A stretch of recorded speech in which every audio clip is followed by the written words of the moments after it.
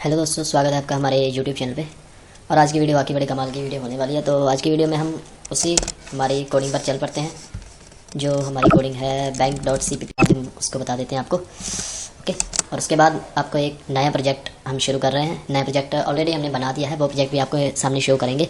तो जैसे कि हमने इस प्रोजेक्ट के बारे में शो किया था आपको कि जैसे मतलब उस बंदे ने जो प्रोजेक्ट बनाया था, तो उस बंदे ने प्रोजेक्ट में जो मतलब पोजीशन वगैरह नहीं निकाली, तो उसने सीधा ही मतलब अगर पैसे जमा कराने हैं तो पैसे उसमें जमा हो जाते थे, और अगर उसमें से निकालने हैं तो वैसे निकल जाते थे। मोस्टली ये चीज़ें होती थी। पर इसमें हमने हमारे प्रोजेक्ट में दो पोजीशन को निकाला है, मतलब कि पैसे ट्रांसफ़र भी हो रहे हैं और पैसे शो कैसे हो रहे हैं वो सभी हमने आपको बताया था। इस वीडियो में हम आपको बताएंगे कि जो हमारी कोडिंग है वो कैसे मतलब जो मतलब हम अगर चाहें अगर हम सेविंग अकाउंट से सेविंग अकाउंट में पैसे ट्रांसफ़र कर रहे हैं, या फिर हम करेंट अकाउंट से सेविंग में कर रहे हैं, सेविंग से अकाउंट में कर रहे हैं, मतलब जो कोडिंग है वो सेम है पर थोड़ा थोड़ा सा उसमें चेंज हुआ है, तो वो हम आज आपको बता देते हैं।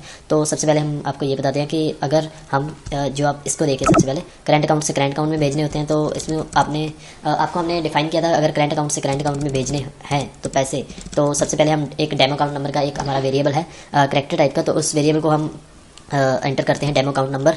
ओके, और उसके बाद एक फाइल ओपन होती है REC2 फाइल ओपन होती है रीड और राइट मोड में।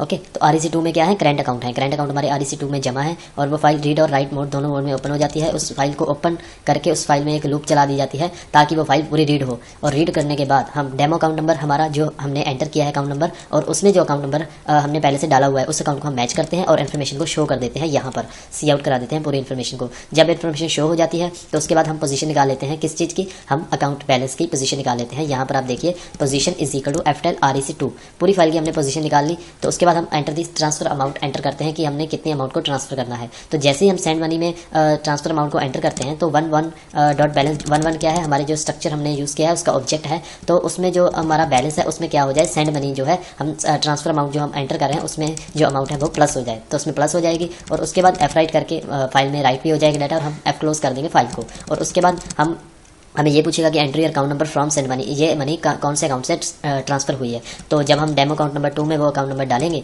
तो उसके बाद दोबारा से फाइल ओपन होगी REC2 रीड और राइट में ओपन होगी, दोबारा से वाइल लूप चलेगी, दोबारा से जो अकाउंट नंबर है वो कंपेयर होंगे कि जो हमने अकाउंट नंबर एंटर किया है वो अकाउंट नंबर मतलब एग्जिस्ट करता भी है या नहीं करता है। तो जब वो अकाउंट नंबर एग्जिस्ट करता होगा तो यहाँ पर इन्फॉर्मेशन शो हो जाएगी, और इन्फॉर्मेशन शो करने के बाद हम दोबारा पोजीशन निकाल लेंगे। पोजीशन निकालने के बाद हम जो सेट करेंगे उसमें डेटा, वो क्या सेट करेंगे, जो हमने सेंड मनी को एंटर किया था, मतलब कि ऊपर हमने जो ट्रांसफर मनी को एंटर किया था कि हम इतने पैसे ट्रांसफर करना चाहते हैं, तो हम उसी अमाउंट को यहाँ पर कंफर्म करेंगे, enter the confirm amount send money variable इसमें जाएगी। तो उसके बाद वन डॉट बैलेंस हमने पोजीशन निकाली हुई है, तो जो मनी अभी हम एंटर कर रहे हैं, अभी हम किस अकाउंट में की बात कर रहे हैं, अभी हम उस अकाउंट की बात कर रहे हैं जिस अकाउंट में से हमने पैसे ट्रांसफर किए हैं। तो ऑब्वियसली बात यह है कि उस अकाउंट में से पैसे माइनस हो जाएंगे, तो उस बैलेंस में से जो सेंड मनी हमने एंटर की वो माइनस हो जाएगी और F राइट हो जाएगा डेटा। ओके, तो ये थी हमारी कोडिंग, मतलब सेविंग अकाउंट में करेंट अकाउंट में से करेंट अकाउंट की जो कोडिंग की थी वो ये थी।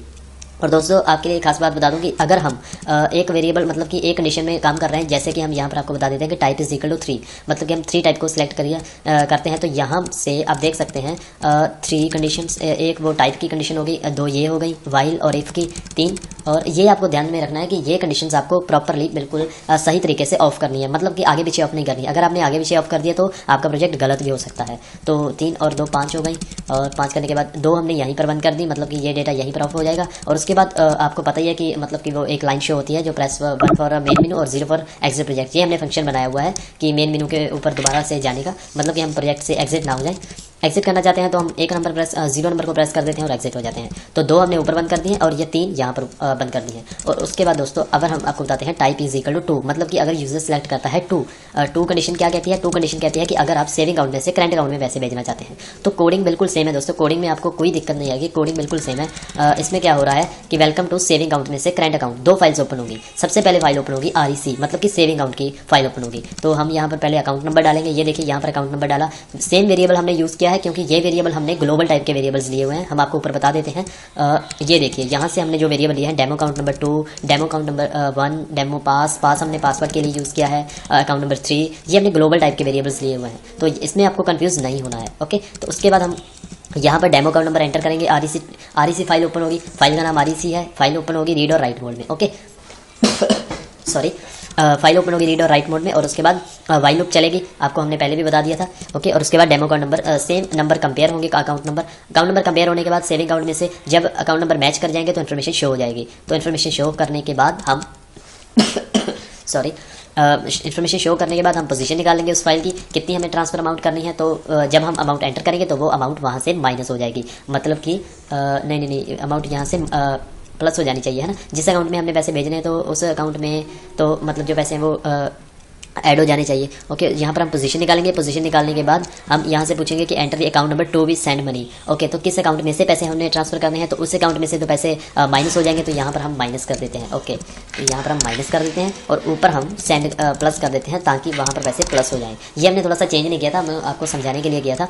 ओके, और यहाँ से जब हम कन्फर्म अमाउंट यहाँ से, ओके, तो एक मिनट।